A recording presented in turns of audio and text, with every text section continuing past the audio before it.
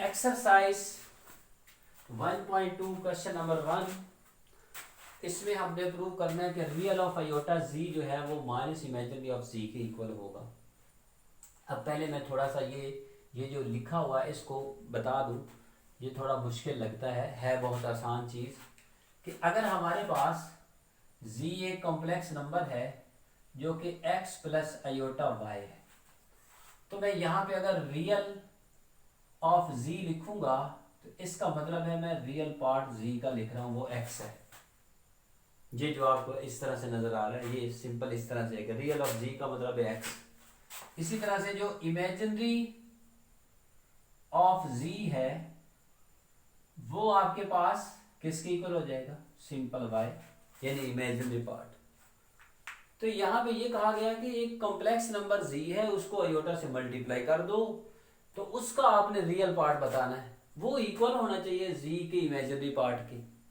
कैसे देखें जरा, हम लेट कर लेते हैं कि जो z है कॉम्प्लेक्स नंबर वो हमारे पास है x plus iota y। Okay, अब इसको आयोटा से मल्टीप्लाई कर दें क्योंकि यहाँ पे आयोटा चाहिए, तो ये हमने आयोटा z कर दिया, तो ये आपके पास बन जाएगा iota x plus iota square y। Iota से मल्टीप्लाई कर दिया दोनों तरफ, तो ये बन जाएगा iota z is equal to iota x minus y, iota square minus y हो जाएगा।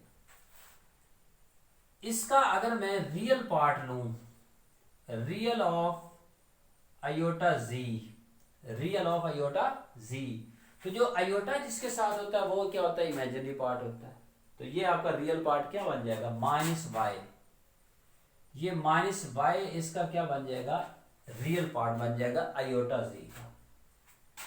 दोबारा कहता है इमेजिनरी ऑफ जी जो है अगर वो नेगेटिव कर दें तो वो इसके इक्वल होगा।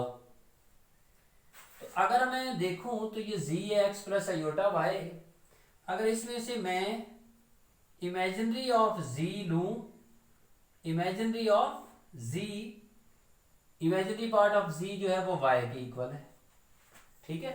अब इसको क्या करना है, माइनस से मल्टीप्लाई करना है। जब माइनस से मल्टीप्लाई करेंगे तो ये बन जाएगा imaginary of z is equal to minus y. तो आप जरा देखिए इक्वेशन 1 और 2 दोनों की दोनों की राइट हैंड साइड को तो आपस में क्या हो गए, इक्वल हो गए। लिहाजा फ्रॉम